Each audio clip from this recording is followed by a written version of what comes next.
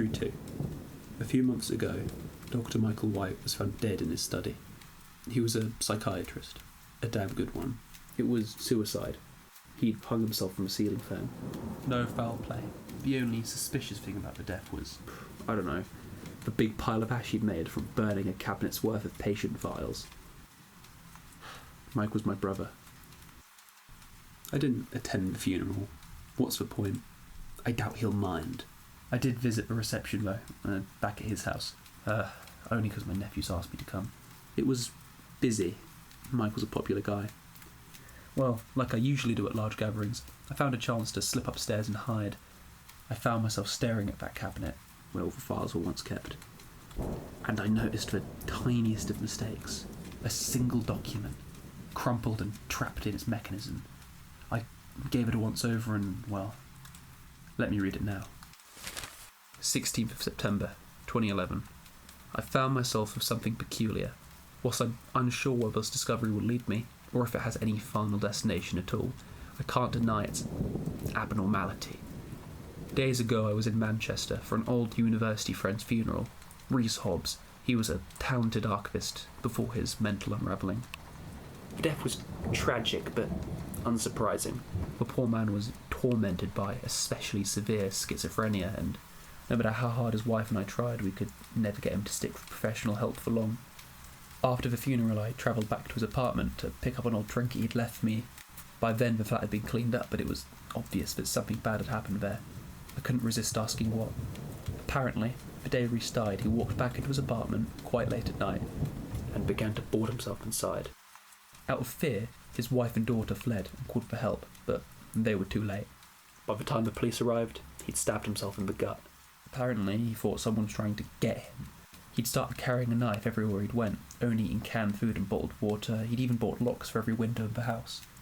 Obviously, an investigation was held, but nobody'd entered or left.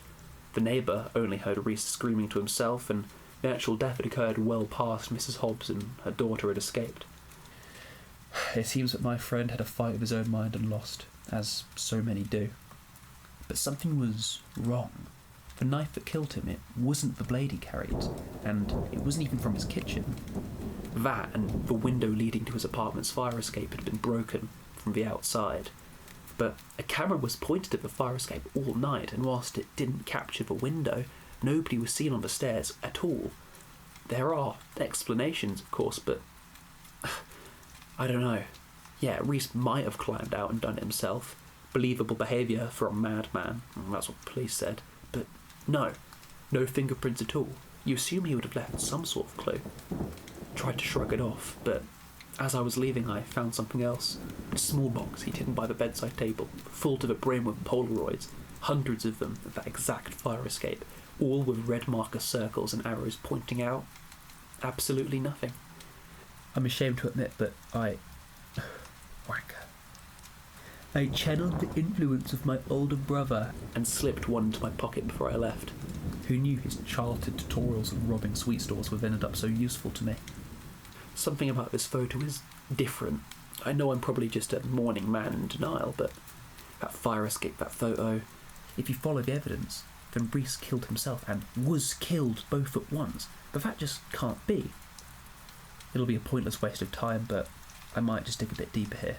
See what I can find. That's all it says, but there was a little paper clipped onto it. A photo of a fire escape. Dark, foggy, the windows open. There's nothing there. On its back is written Palpable Psychosis Incident 1, and then a smaller bit of writing below that just says Call Luca. Never heard of him, nor whatever palpable or PALCHOSIS is. Not one person knows what was in those files. Mike had kept the whole thing completely secret from everyone, except for me. I remember, not too soon before Mike's death, he mentioned the loss of a young patient named Dan. This always stood out to me because when I asked him what Dan had, he went completely pale. Now, Mike was a really brave man, and seeing such extreme panic on his face for such a simple question, I guess it just stuck in my head. I know when something is wrong. So, after reading this paper, I did a bit of digging through Mike's old Facebook, and I got lucky, found Dan's on social media. A bit more, and I found his mother's account for that disastrous interview. I shouldn't have lied, I know, but Isabel was already so against talking. I had no other choice. Well, after the interview, I did a bit more stalking and found Beyond the Eyes Paranormal, that discussion board Mike had met him through. I had no luck in joining it. It'd been shut down a while now. But I was able to get another interview of someone named Kyle Hall, who apparently knew Dan. I'll be seeing him in a few days, in person. I think I'll be a bit more honest this time. 3 dead bodies, one thing linking them together. I don't want to sound like a madman, but my brother didn't kill himself. He couldn't have. That just doesn't make sense. Someone else was there that night. Someone who wanted to hide something. Hide what Mike found. And I have to figure out what that was. I have to.